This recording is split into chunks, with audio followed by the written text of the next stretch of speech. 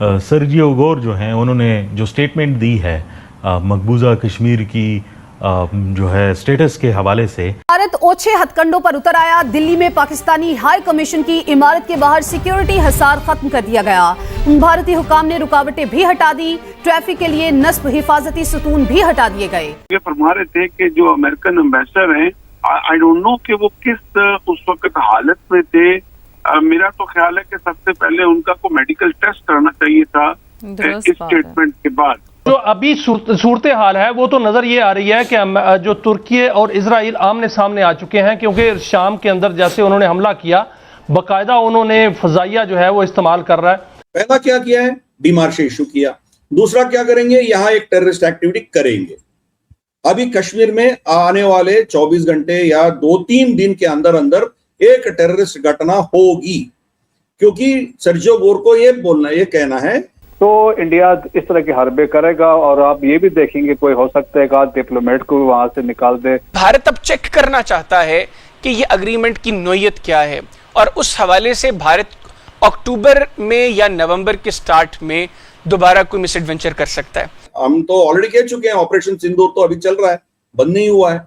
जब हमारी रिस्पॉन्स होगी उसकी तैयारी चल रही है उधर। अगर ईरान जो है जल्दी निपट गया तो फिर तुर्की की जो बारी है, तो क्या वाकईतन दोनों मुल्कों की जंग हो सकती है? इजराइल जो है वो तुर्की को खतरा समझता है एक, तो he is getting ready for a war.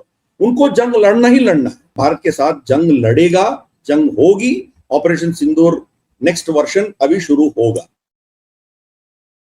नमस्कार दोस्तों, पिछले 60 घंटों से चाइना और तुर्की के एयरक्राफ्ट पाकिस्तान में होवर कर रहे हैं, और ये देखकर हमें एक बात समझ आ रही है कि पाकिस्तान बहुत जल्द भारत से एक वॉर शुरू करने वाला है।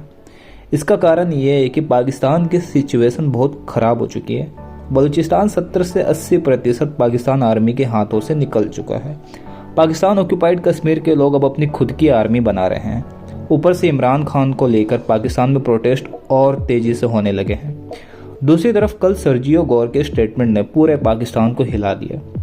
इसलिए चाइना और तुर्की के साथ मिलकर आसिम मुनीर भारत में एक आतंकवादी हमला करवाने का प्लान कर रहा है। अभी पिछले साल ही भारत ने ऑपरेशन सिंदूर में इन्हें इतना मारा था कि भीख मांग मांग कर मुनीर ने जंग रुकवाई थी। लेकिन इस बार अगर मुनीर कुछ ऐसा करता है तो हमें पूरा यकीन है कि इंडियन आर्मी अब नहीं रुकेगी, और हो सकता है कि 1971 की तरह पाकिस्तान से बलूचिस्तान और पीओके दोनों अलग हो जाएगा। इसी टॉपिक पर चलिए आगे इस वीडियो को देखते हैं। चैनल को सब्सक्राइब और वीडियो को लाइक करना ना भूलें।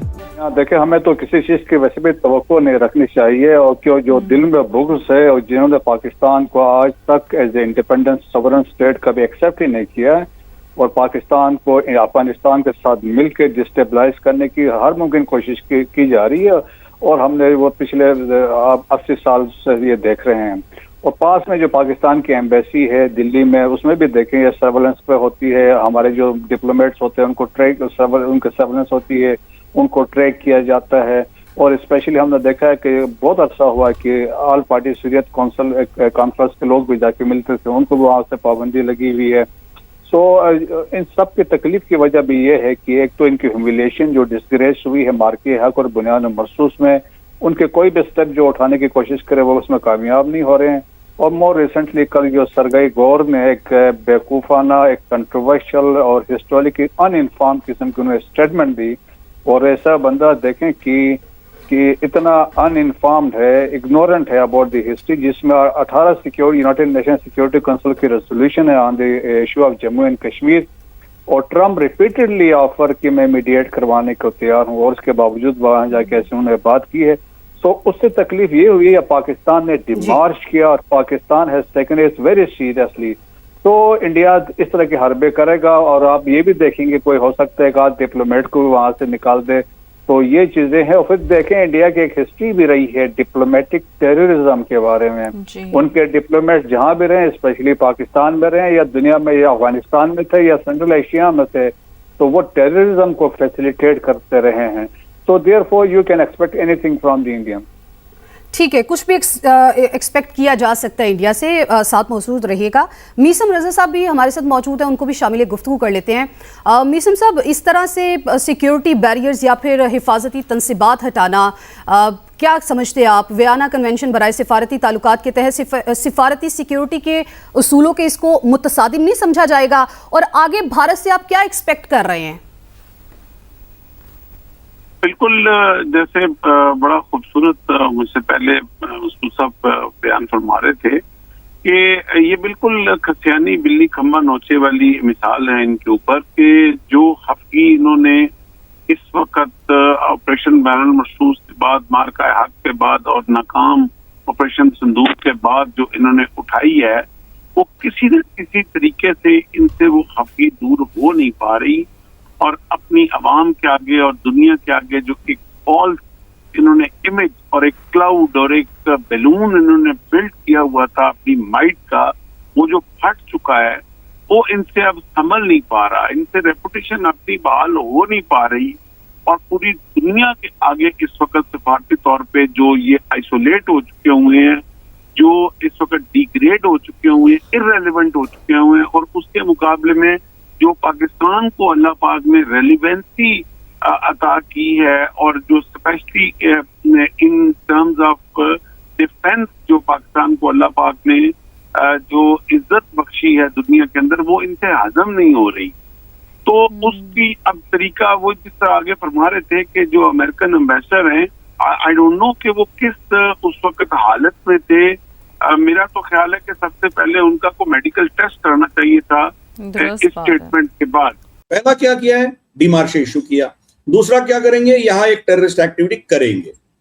अभी कश्मीर में आने वाले 24 घंटे या 2-3 दिन के अंदर अंदर एक टेररिस्ट घटना होगी, क्योंकि सर्जियो गोर को ये कहना है कि आप गलत हो, आप यहाँ किसी को नहीं ला सकते हो, this is a disturbed area, ये बताने के लिए वो करेंगे। ठीक है ना? तो जब वो करेंगे, भारत का रिस्पॉन्स होगा। जब हम रेस्पॉन्ड करेंगे, हम तो ऑलरेडी कह चुके हैं, ऑपरेशन सिंदूर तो अभी चल रहा है, बंद नहीं हुआ है। जब हमारी रेस्पॉन्स होगी, उसकी तैयारी चल रही है उधर। जो आपने कह रहे हैं, जो 60 आवर्स की जो फ्लाइट्स टर्की से चाइना से आ रहे हैं, वो एक इमरजेंसी प्रोक्योरमेंट चल रही है। और SH-15 इनके जो फील्ड गन्स हैं जो चाइना से लेके आया, पूरा राजस्थान, गुजरात बॉर्डर, पंजाब बॉर्डर में तैनात हो गया ऑलरेडी। तो he is getting ready for a war. उनको जंग लड़ना ही लड़ना है, और उनको भी पता है कि वो जंग लड़ेंगे तो कोई ना कोई आके भारत को रोकेंगे। अमेरिका आके रोकेगी, सऊदी रोकेगा, कोई ना कोई रोकेगा, क्योंकि दोनों न्यूक्लियर पावर कंट्रीज हैं। 3-4 दिन से ज्यादा वो जंग नहीं चलेगी, उनको भी पता है।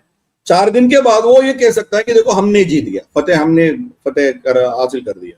जैसे बनियान अल महसूस उसमें कहता है कि हमने जीत गया, है ना, हम 8 इनके रफाल गिरा दी, पता नहीं 10 गिरा सकते थे, हमने जानबूझकर छोड़ दिया।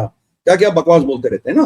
पूरे दिल्ली के ऊपर हमारी ड्रोन्स घूम रहे थे, पता नहीं अभी 20-25 इनके मैंने नहीं देखा वो ड्रोन जो दिल्ली पे घूम रहा है।